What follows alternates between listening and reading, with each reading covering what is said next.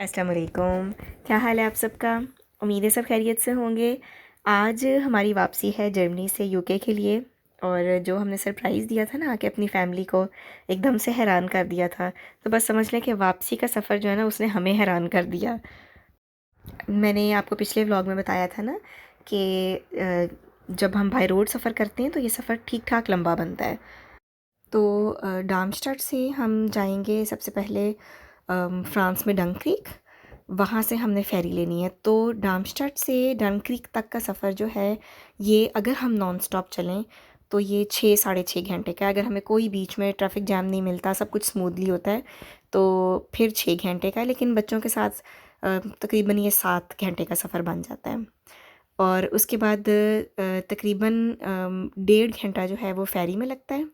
और उसके बाद आगे लंदन पहुंचने के लिए हमें 1.5 घंटा लगेगा। और अगर हम लंदन से डायरेक्ट स्टे ना करें किसी की तरफ भी और सीधे हम बर्मिंघम जाएं तो 2 घंटे का ये भी सफ़र बन जाता है। तो समझ लें कि डार्मस्टाड से लंदन तक अगर सब कुछ स्मूथली चले तो ये तकरीबन 10 घंटे का सफ़र बनता है। जो फ़ेरी हमने बुक करवाई थी वो 4:30 बजे की थी, तो तकरीबन 10 बजे हम लोग घर से निकल गए, इस ख़्याल से कि आराम से हम 4 साढ़े 4 बजे तक पहुंच जाएंगे।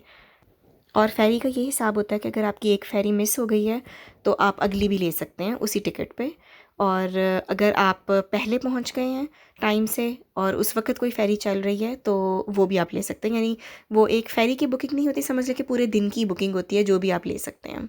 तो हमारा ये ख़्याल था कि हम आराम से 4:30 5 बजे जो फ़ेरी चल रही है हम उस वो वाली ले लेंगे। अगर वो विल्फर्स मिक्स हो भी जाती है तो 6:30 एक और चलनी है तो हम वो वाली ले लेंगे।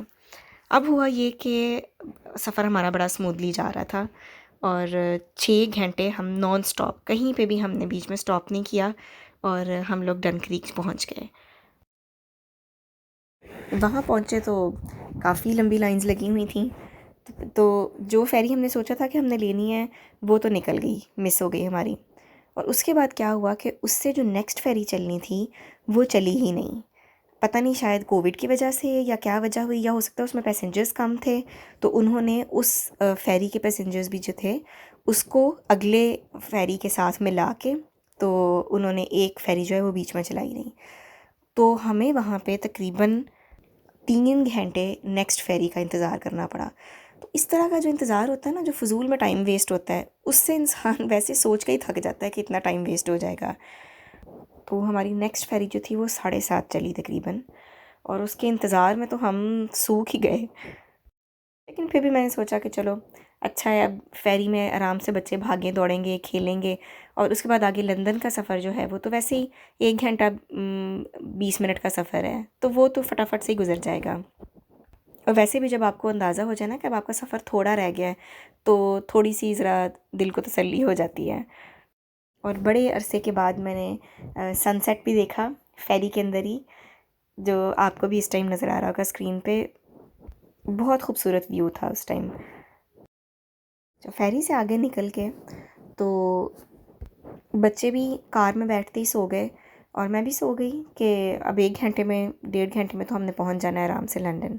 तो जैसे ही मैं तकरीबन 1 घंटे के बाद मेरी आँख खुली तो मैंने देखा कि लंबी लाइंस लगी हुई हैं और बड़ा ही कोई बुरी किस्म का ट्रैफिक जैम हुआ हुआ था। तो मुझे पता चला कि हम 1 घंटे से उसी जगह पे खड़े हैं जहाँ पे मोटरवे स्टार्ट होती है। हुआ ये कि हमें अंदाज़ा नहीं था कि उस वक्त कोई रोड वर्क्स हो रहे थे और लंदन जाने के लिए जो मोटरवे थी वो सारी ट्रैफिक जैम हुआ हुआ था उसके ऊपर। और इतना ज़्यादा था क्योंकि रात के टाइम पे ही ट्रक्स वगैरह भी चलते हैं सब, तो इतना ज़्यादा टाइम लग रहा था कि जो 1.25 घंटे का सफ़र था हमारा वो हमने 3 घंटे में किया। तो जो तकरीबन हमारा 10 घंटे का सफ़र बनना था वो 14 15 घंटे का सफ़र बन गया।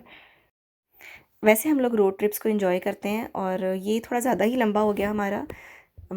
लेकिन शुक्र है अल्लाह का कि बच्चों ने बिल्कुल तंग नहीं किया। अगर आपका ट्रिप लंबा हो जाए और बच्चे आपको परेशान करना शुरू कर दें तो फिर इंसान ना तौबा कर लेता है कि आइंदा रोड ट्रिप नहीं करना। इससे बेहतर है कि बाय एयर आ जाएं। लेकिन बच्चों के साथ हमेशा ही हमारा जो इस तरह का बाय रोड जो हमारा सफ़र होता है वो अच्छा ही रहता है। उसके लिए बहुत सारे छोटे छोटे टिप्स हैं मेरे पास। अगर आप लोग इंटरेस्टेड हो तो मुझे कमेंट्स में लिख के ज़रूर बताइएगा, फिर मैं आपसे शेयर करूँगी कि मैं क्या ऐसी चीज़ें करती हूँ जिससे बच्चे जो हैं वो सफ़र को एंजॉय करते हैं और ज़्यादा तंग नहीं करते। हमारा सफ़र पीछे से इतना ज़्यादा लंबा हो गया था कि हमने सोचा कि अब बर्मिंघम जाने की कोई हिम्मत नहीं है। तो रात जो है वो हमने लंदन में ही स्टे किया।